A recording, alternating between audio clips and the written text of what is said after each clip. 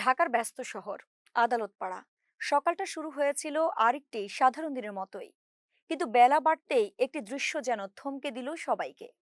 Helmet, bullet proof jacket, দুই হাতে হাত করা। এই দৃশ্য কি সত্যি একজন সাংবাদিকের?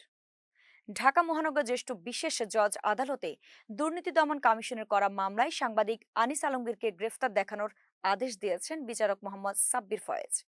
দুদকের অভিযোগ, আনিস আলমগীরের বিরুদ্ধে ৩,26,48,938 টাকা জ্ঞাত আয় বহির্ভূত সম্পদ অর্জনের অভিযোগ। সকাল ৯টা ৫০ মিনিটে তাকে হাজতখানা থেকে আদালতে আনা হয়। ১৫ থেকে ২০ জন পুলিশ সদস্যের পাহারায় বেলা ১১টার দিকে কাঠগড়ায় দাঁড়ান তিনি। শুনানির সময় কোনো কথা বলেননি, নীরবতা যেন অনেক প্রশ্ন ছুড়ে দিচ্ছিল।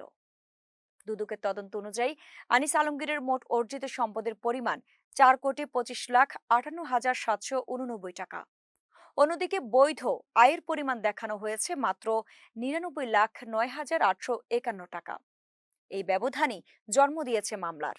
অভিযোগপত্র বলা হয়, এই অর্থ তার মোট সম্পদের প্রায় ৭৭%, যা জ্ঞাত আয়ের সঙ্গে সামঞ্জস্যপূর্ণ নয়। উল্লেখ্য, গত বছরের ১৪ ডিসেম্বর ধানমন্ডির একটি ব্যায়ামাগার থেকে তাকে ডিবি কার্যালয়ে নেওয়া হয়। পরদিন সন্ত্রাস বিরোধী আইনে গ্রেফতার, ৫ দিনের রিমান্ড শেষে ২০ ডিসেম্বর থেকে তিনি কারাগারে। একজন সাংবাদিক যিনি প্রশ্ন করতেন ক্ষমতার কাছে, আজ তিনিই দাঁড়িয়ে কাঠগড়ায়।